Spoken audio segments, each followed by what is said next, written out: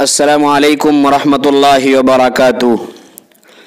محترم ناظرین، اتر پردیش میں ودھان سبھا الیکشن کی تاریخوں کا اعلان کر دیا گیا ہے اور ہونے والے ودھان سبھا الیکشن میں ہر چھوٹی بڑی پارٹیاں اپنی اپنی جیت کو یقینی بنانے کے لیے بھرپور محنت و کوشش بھی کر رہی ہیں اور فرقہ پرست طاقتیں مسلم ووٹوں کا بٹوارا کرنے کے لیے بھی سرگرم ہو چکی ہیں۔ اسی لیے اس حوالے سے ملک کے مشہور عالم دین اسلامی اسکالر حضرت مولانا خلیل الرحمن سجاد نعمانی صاحب نے آل انڈیا مجلس اتحاد المسلمین کے صدر بیرسٹر اسد الدین اویسی کے نام ایک اہم مکتوب ارسال کیا ہے۔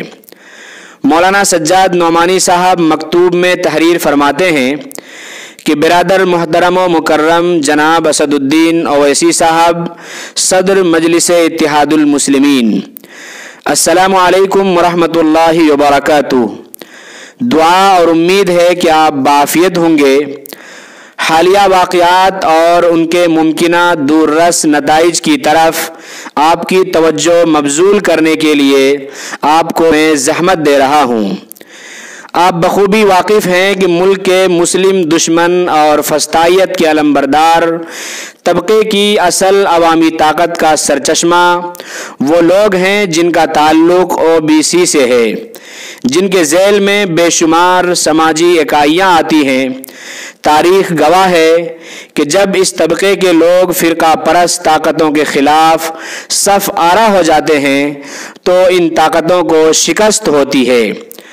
گزشتہ کل 11 جنوری کو جو کچھ لکھنؤ میں ہوا، اطلاعات کے مطابق یہ صرف آغاز ہے، آگے اور بہت کچھ ہونے والا ہے۔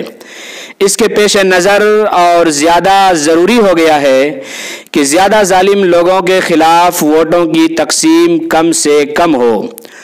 آپ کو شاید اندازہ نہیں ہے کہ ان صدور کے راقم کے دل میں آپ کے عزائم اور صلاحیتوں کی کتنی قدر ہے، اور یہ بات جو میں نے عرض کی ہے یہ خود زمینی حالات اور حقائق کی وجہ سے لکھی ہے، ورنہ سچ یہ ہے کہ یہ رائے میرے جذبات کے مطابقت نہیں رکھتی ہے۔ کاش کہ یہ تمام مظلوم و کمزور طبقات کو ساتھ لے کر اپنی قیادت میں سیاسی طاقت کی تشکیل کا کام آج سے 40-50 برس پہلے شروع ہوا ہوتا۔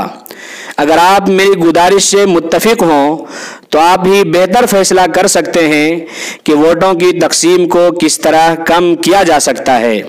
میری سمجھ کے مطابق آپ صرف ان سیٹوں پر بھرپور طاقت صرف کریں جہاں کامیابی یقینی ہو، اور بقیہ سیٹوں پر آپ خود گٹھ بندھن کے لیے اپیل کر دیں۔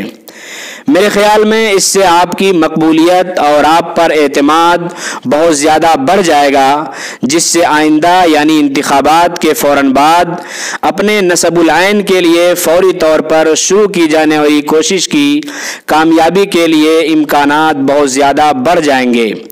یقین رکھیں کہ یہ گزارشات میں نے صرف آپ اور ملک و ملت کی خیرخواہی کے جذبے سے آپ کی خدمت میں پیش کی ہیں۔